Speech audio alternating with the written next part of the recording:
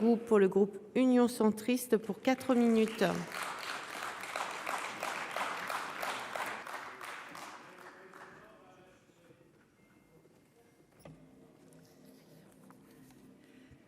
Madame la présidente, monsieur le ministre, monsieur l'ambassadeur, mes chers collègues.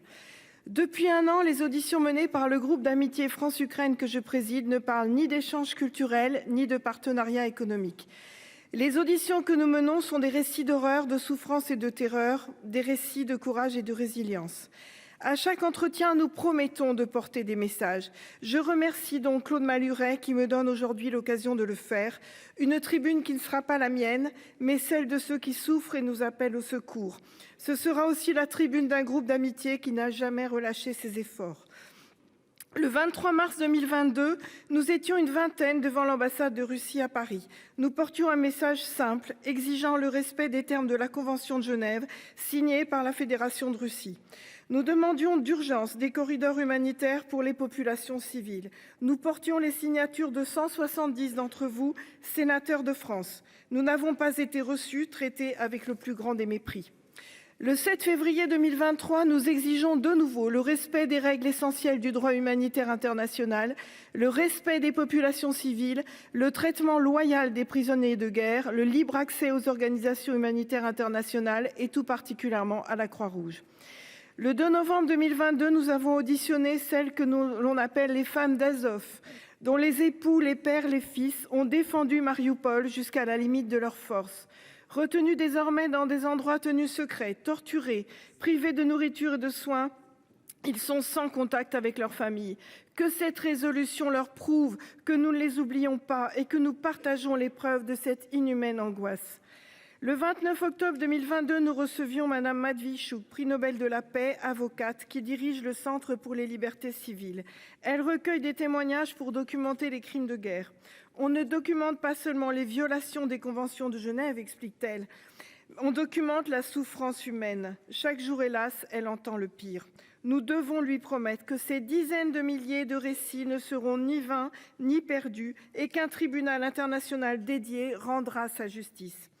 Le 19 avril 2022, les responsables de l'UNICEF témoignaient des souffrances des enfants en temps de guerre, en Ukraine tout particulièrement.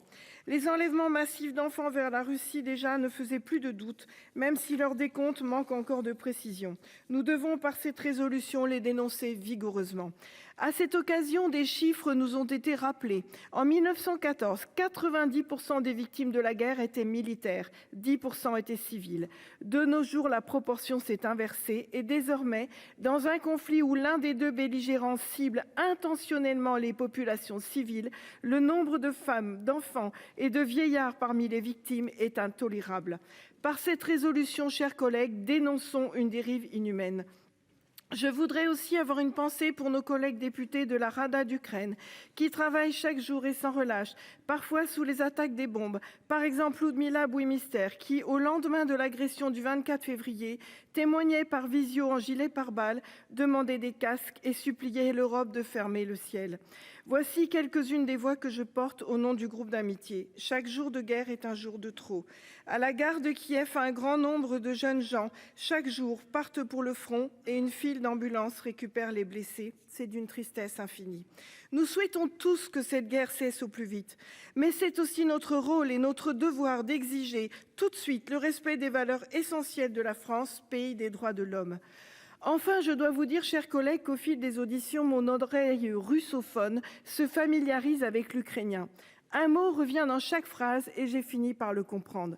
Pitrimka, Pitrimka, le soutien. L'Ukraine a besoin de notre soutien sans faille et à chaque instant.